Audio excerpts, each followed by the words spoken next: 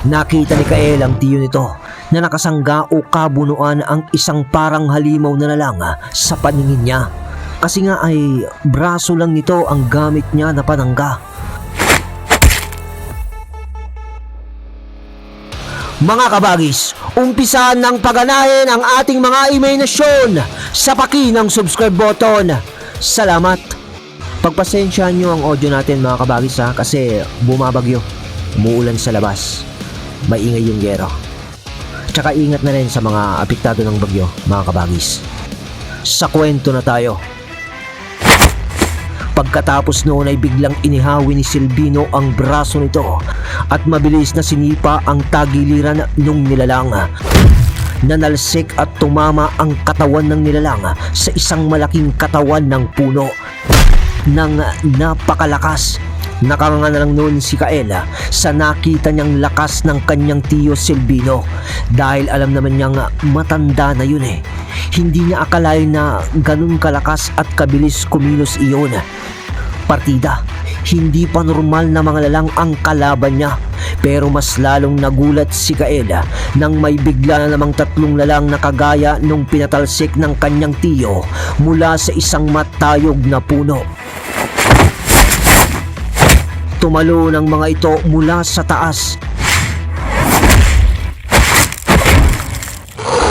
Halos mapukaw noon ang figura ng mga yun dahil sa pagbagsak nila sa lupa ay lumikha ito ng maraming alikabok, at dito ay panandalian lamang ay umihip naman ang tiyo ni Kael na parang may kasamang pagbulong sa mga alikabok na nagkalat sa paligid. At bigla na lang umihip ang malakas na hangin na siyang pumukaw sa mga naglipanan na alikabok sa paligid. Pero biglang umatake naman ulit ang isang malaasong nilalang kay Silvino, at sa biglaang pagkalmot nito, nailagan yun ni Silvino sabay ng sipa ulit nito. Tumaob yun sa lupa at sumunod na umatake na naman ang isa. Ilag ni Silvino sa malakas na pagkalmot noon, at biglang hataw ni Silvino sa bandang buto ng tagiliran nung nilalang. Umangil yun na parang asong tuta. Doon ay napatigil naman yung isa, yung pangatlo na bumaba sa puno, at sinabing, "Tama na! Tama na, Silvino! Ba't ka ba naparito?" Tanong ng isa, habang yung dalawang umatake kay Silvino ay umaatras na hawak-hawak ang kanilang mga tama na atake ni Silvino. "Ay, makikipag-usap naman pala kayo. Bakit kailangan nyo pang magpasikat na labanan ako? Eh alam naman natin, o alam nyo yun, na ni kailanman ay hindi kayo mananalo sa akin." Ano ba, Silvino? Ba't ka ba kasi naparito? Ayaw namin ng gulo. Ako rin naman. Ayaw ko ng gulo. Hindi naman ako naparito para singilin kayo sa mga kasalanan nyo. Pasensya ka na, Silvino, kung gano'n. Akala namin kasi nandito ka na naman para gambalain ang aming katahimikan. Hindi. Ba't kasi kayo umatake agad? Tandaan nyo, maraming namamatay sa maling akala. Wika ni Silvino habang nakapatalikod na ang kamay nito, nakausap ang mga lalang na yun. Samantalang si Kael noon ay parang nabuhusan na ng malamig na tubig na nakanganga lang dahil sa nasaksiyan niya. Biruin mo ba naman na halos yung mga nagpakitang malahalimaw na lalang ay pinataob ng kanyang tiyo nang walang kahirap-hirap sa minuto lamang ng pagdating nila sa lugar. Pagkatapos ay kilala niya at nakakausap niya pa ang mga ito, na parang kilala rin siya ng mga lalang na yun ng matagal ng panahon. Hanggang sa nakita na ni Kael ang hubad na katawan ng mga yun, dahil sa unti-unting pagbabago ng anyo ng mga ito sa tao. Parang normal lang naman pala na mga tao ang mga yun. nung nakita ni Kael. At halos kasing tangkad din lang niya pala ang mga ito. Pag bumalik na sa mga dating anyo nila. At ginawa nila ang pagbabago ng kanilang anyo na yun habang kinakausap nila si Silvino. Tara na, tanda. Doon tayo sa baryo. Kung nais mo pala kaming makausap. Aya ng isa noon kay Silvino. Tsaka, yang kasama mo. Anak mo ba yan? Parang may hawig kayo Pero, di ko naman natatandaan na nag-asawa ka, Silvino. Patanong na salita ng lalaki. At sa pagkakatanda ni Kael, ay yun yung unang umatake sa tiyo niya. Oo. Oo nga pala. Hindi ko siya anak. Pamangkin ko yan. Anak ng kapatid ko na lalaki, si Amador. Yung mas bata sa akin. At siya rin ang dahilan kung bakit kami naparito. Ganun ba? Kaya pala, mayawig kayo. Kita mo kasi ang dugo ng dalagit sa tabas pa lang ng mukha niya. Sige na, tara na.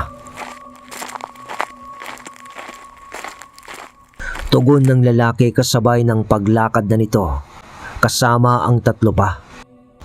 Tara na, Kael. Alam kong gulat ka pa hanggang ngayon. Ipapaliwanag ko na lang sa'yo maya-maya ang nangyari. Sumunod muna tayo sa kanila. Ano, tiyo? Halos tulala pa rin na tugon ni Kael. Halika na. Ano ka ba? Bakla ka ba? Hindi, tiyo. Tugon niya sabay habol niya ng paglalakad sa kanyang tiyo. Nang habang naglalakad na nga sila. Ano ba yan, Kael? Iyo. Ang laki-laki ng daanan. Ba't ka dikit ng dikit sa akin? Doon ka nga. Bugaw ng matanda sa pamangkin nito.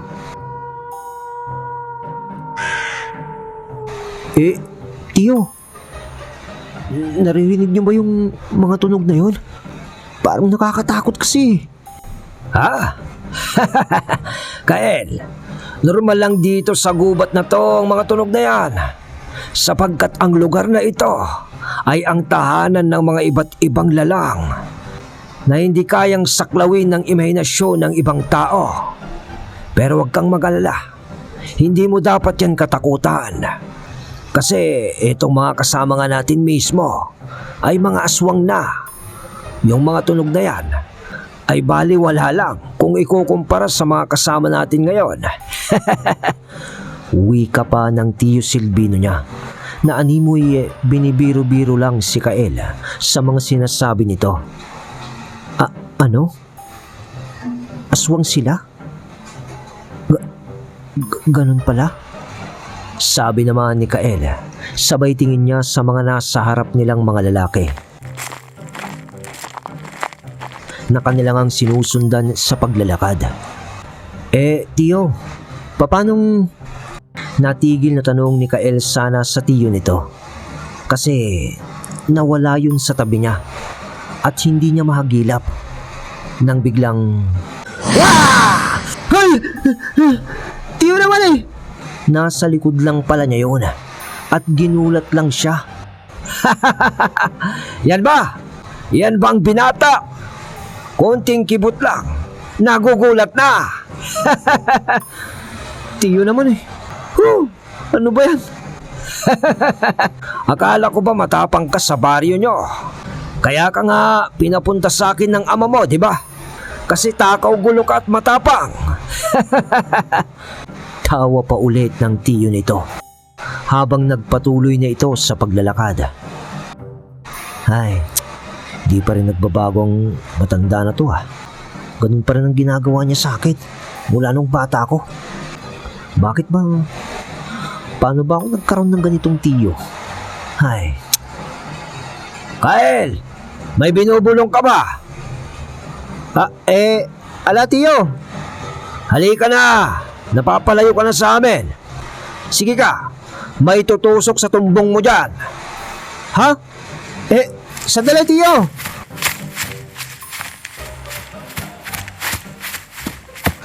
Habol ulit ni Kael sa tiyo niya.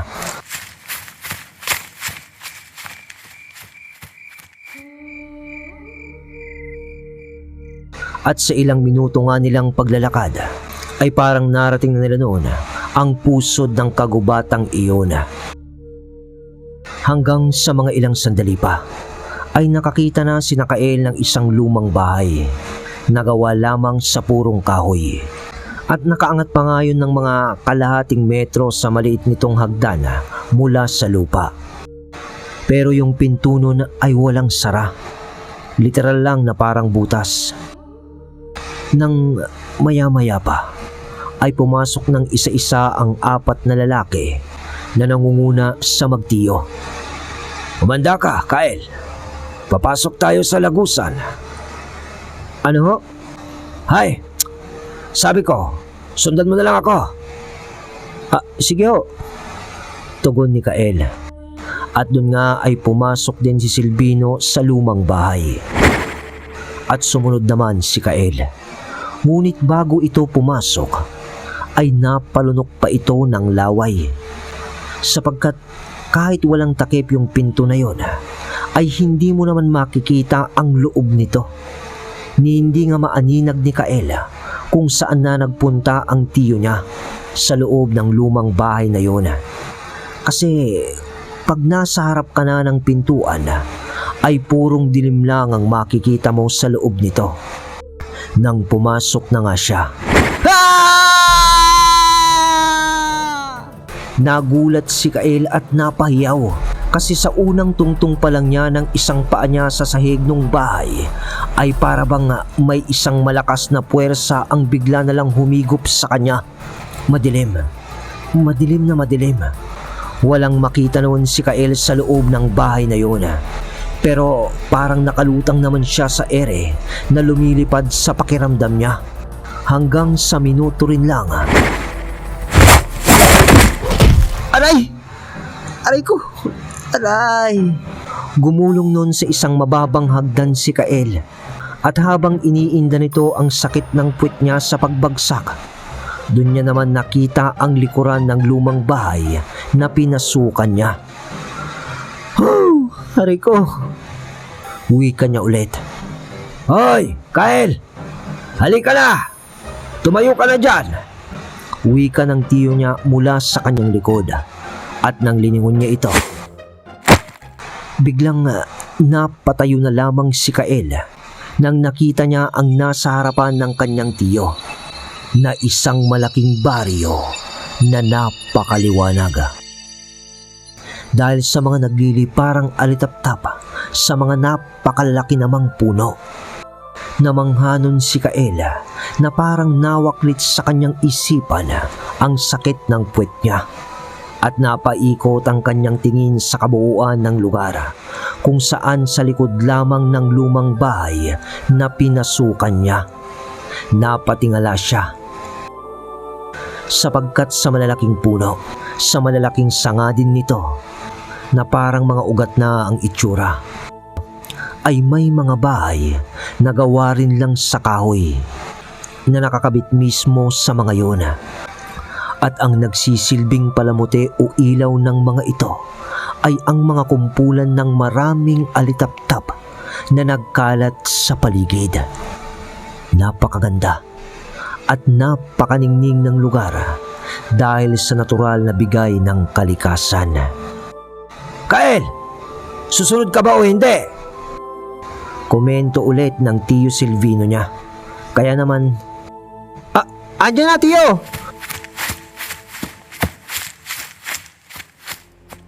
Sa pagsunod ni Kael sa tiyo niya, na sumusunod din lang naman sa 4 na lalaki, ay narating nila noon ang isang tuktok ng puno sa mga malalaking sanga nito na may nakatirik din na isang kubo. At doon ay pinatuloy sila ng 4 na kalalakihan. Namamangha pa rin noon si Kael sa mga nakikita niya sa lugar na yun. Ngunit kinailangan niya noong magseryoso sapagkat sa mga nalaman nito sa pag-uusap nila kasama ang mga aswang, pati ang tiyo niya, ay parang dito na mag-iiba o liliko ang buhay ni Kael. At dito na rin nalaman ni Mikael na magiging malaki ang epekto nito sa buhay niya kung sakali mang maging totoo ang mga ipinaliwanag sa kanya ng kanyang tiyo. At eto nga ang naging usapan nila. Nagulat nun si Kael nung una sapagkat ang lugar kung nasaan pala sila ay parte na pala ng ibang bahagi ng Sagay na gubat pa noon. Ibig sabihin, parang isang mahika ang ginawa nun ni Tio Silvino niya sapagkat di ba nga taga-Talisay sila? Ang layo nun eh. Pero ganun pa man, ay nakinig na lang muna si Mikael sa usapan. Naparito ako dahil gusto kong malaman kung kumikilos na ba ang pamilya ng mga Salandig, ang mga amo nyo. Ikaw Isagani, may nalalaman ka ba? Tanong ni Silvino sa isa sa mga aswang. Sa pagkakaalam ko, Silvino. Oo, sapagkat ang ibang 4 pa na paksyon ng 6 na pamilya ay nag-uumpisa na rin kumilos. Kung ganon, ay tama ako. At totoo ang nakita ng pamangkin ko. Ang mga Salandig ay nadayo sa Talisay. Ano? Talisay? Diba, nandun din ang kapatid mong si Amador. Kahit na ang asyenda o lupa nyo ay nasa tubuhan ng Victorias. Oo. Kaya nga ako nagtataka.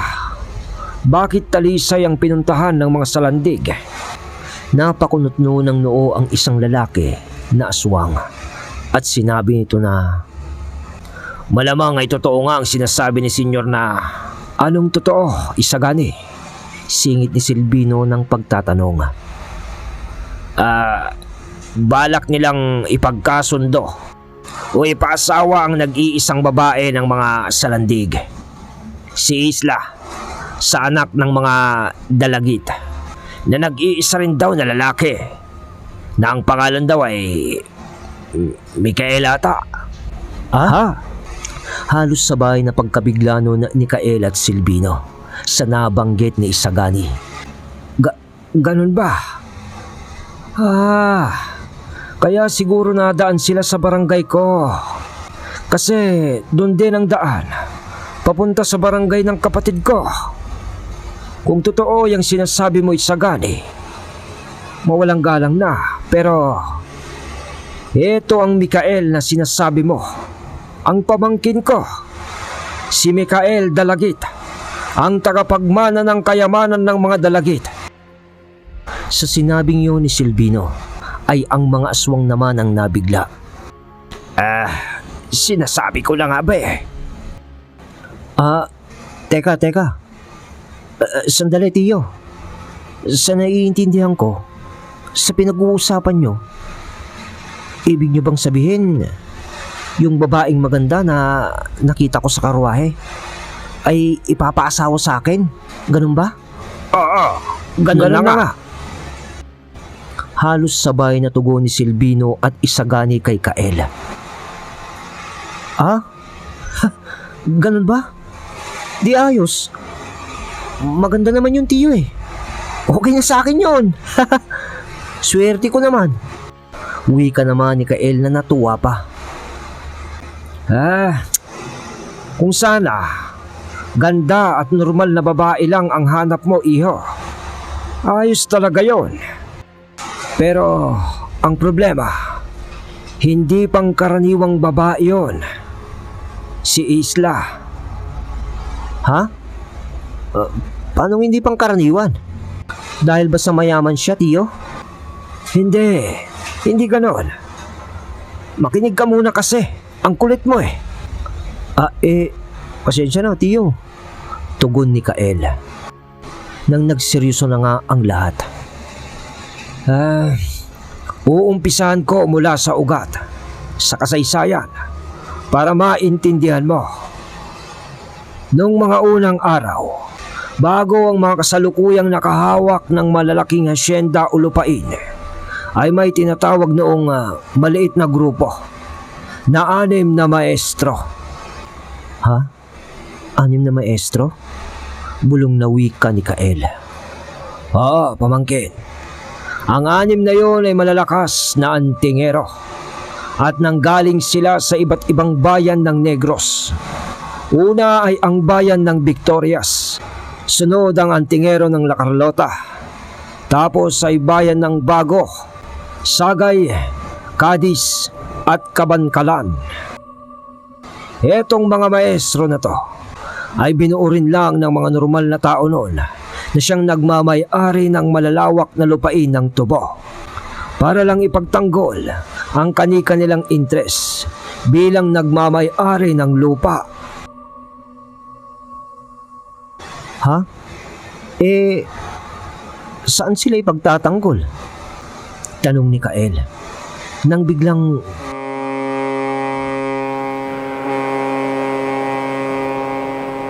parang may tumunog na isang sirena ng baryo habang nag-uusap sila. Kaya naman naudlot noon ang paglalahad ng mga aswang at ni Silvino kay Kael. At dahil naman sa tunog na yon, lumabas sila ng pinakateris ng kubo sa tuktok ng puno. Ha? Nandito si Senyor! Nandito si Senyor Lucero! Ano? Lucero? Lucero ka ba? Salita ni Silvino habang nagmamadali rin itong tumanaw sa teres ng kubo sa puno. At doon ay nakita niya nga si Lucero na sinasabi nila na nakatayo sa baba sa di kalayuan at nakatingin yun sa kanila. At nang makita naman yun ni Kael sa pagtanaw niya, parang yan iyan yung nakita kong lalaki sa karwahe, tiyo. Takang wika ni Mikael. Alright, yun mga kabagis ko, ang ganda. Kaso hindi pa natin na-i-reveal lahat. Actually, umpisa pa lang sana. Wala dumating si Lucero. Di bale mga kabagis ko, baka mga nasa hanggang part 5 ng kwento ay maliliwanagan na tayo kung paano ba talaga iikot ang kwento ni Mikael sa 6 na maestro. At dahil yan, kahit bumabagyo, ay mag-shoutout na tayo. Shoutout po kay Merlin Gallego from Kuwait. Shoutout po kay Ian Lloyd Dimapilis. Shoutout po kay Rinaldo Masyon from Barangay Milagro, Ormoc City, Leyte. Shoutout po kay Jiro Espinosa from Banate, Iloilo. From Banate, Iloilo. Shoutout din po kay CJ Galboy from Korea. Shoutout po kay Ryan ng Lipa City, Batangas. Shoutout po kay Lagim Gragasin. Shoutout po kay Ningning Luminoque from Kuwait. O correct mo na lang ako kabagis pag mali yung basa ko. Shoutout din po kay John Louis Paran from Toledo City, Cebu. At shoutout din kay Crishel Vlog. Shoutout po kay Joseph Oreta Baria. At shoutout din po kay JB ng Kuwait. So yun muna mga kabagis ko. Salamat sa suportang tunay.